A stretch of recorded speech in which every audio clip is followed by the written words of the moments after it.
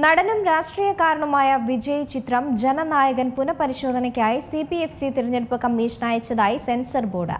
ചിത്രത്തിന്റെ സർട്ടിഫിക്കേഷൻ സംബന്ധിച്ച അന്തിമ തീരുമാനം ഇനി തിരഞ്ഞെടുപ്പ് കമ്മീഷനായിരിക്കും എടുക്കുക. നടനും രാഷ്ട്രീയക്കാരനുമായ വിജയുടെ ചിത്രം ജനനായകൻ പുനഃപരിശോധനയ്ക്കായി CPFC തെരഞ്ഞെടുപ്പ് കമ്മീഷൻ അയച്ചതായി സെൻസർ ബോർഡ് വൃത്തങ്ങൾ.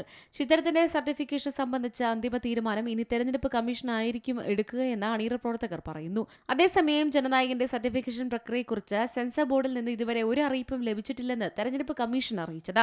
ജനുവരി 9 റിലീസ് തീയതി നഷ്ടമായതിനെ തുടർന്ന് ഫെബ്രുവരിയിൽ ചിത്രം തിയേറ്ററുകളിൽ എത്തിക്കുമെന്ന് നിർമ്മാതാക്കൾ പ്രതീക്ഷിച്ചിരുന്നു. പക്ഷേ അതും നടന്നില്ല.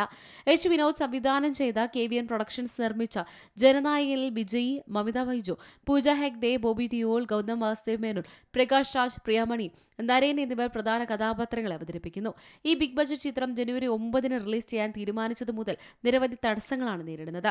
അതേസമയം ചിത്രത്തിന്റെ തിയേറ്റർ റിലീസ് ഇപ്പോഴും അനിശ്ചിതത്വത്തിൽ നിലനിൽക്കെ ചിത്രം വീണ്ടും തിരിച്ചടി നേരിടുന്നു.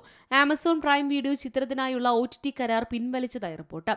സ്ട്രീമിംഗ് പ്ലാറ്റ്ഫോം തുടക്കത്തിൽ ഏകദേശം 120 കോടി രൂപയ്ക്ക് ഡിജിറ്റൽ അവകാശങ്ങൾ സ്വന്തമാക്കിയിരുന്നു.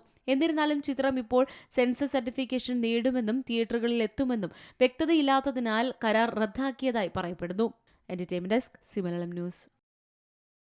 ഏറ്റവും പുതിയ വാർത്തകളും വിശേഷങ്ങളും വിരൽത്തുമ്പിലറിയാൻ സി മലയാളം ന്യൂസ് എല്ലാ ഡിജിറ്റൽ പ്ലാറ്റ്ഫോമുകളിലും ലഭ്യം.